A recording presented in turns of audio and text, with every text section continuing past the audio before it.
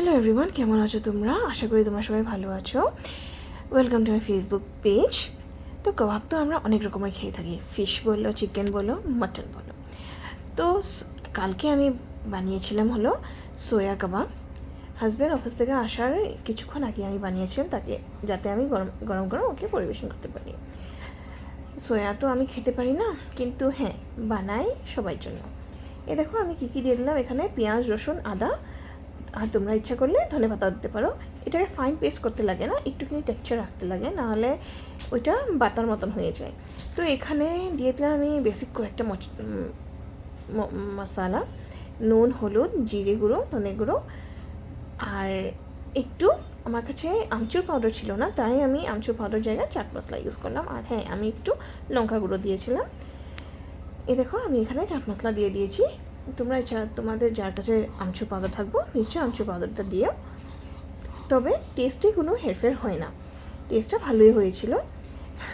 আর লাস্টে আমি দিয়ে দিলাম বাইন্ডিংয়ের জন্য চিকপি পাউডার ফির বেসন। এ দেখো অফ ক্যামেরা আমি কাবাবের শেপ দিয়ে দিলাম। তোমরা ইচ্ছা করলে এটাকে গোল আকারও দিতে পারো, আমি এটা একটু ওভাল শেপে দিতে চেষ্টা করলাম।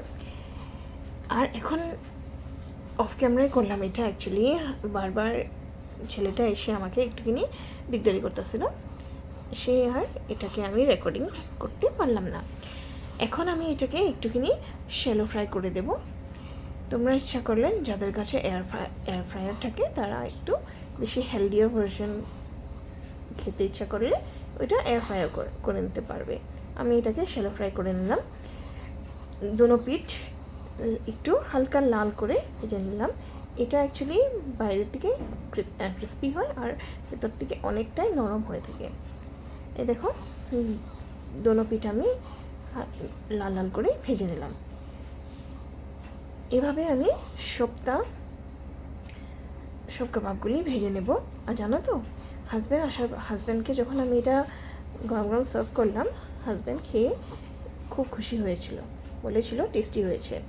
তবে আমার কাছে ধনেপাতা, পুদিনা পাতা কিছুই ছিল না, তাই আমি এটা সস দিয়ে পরিবেশন করলাম। আর তোমাদের যদি আমার এই রেসিপিটা ভালো লেগে থাকে তাহলে লাইক, কমেন্ট অ্যান্ড শেয়ার একটা নিশ্চয় করো। টাটা।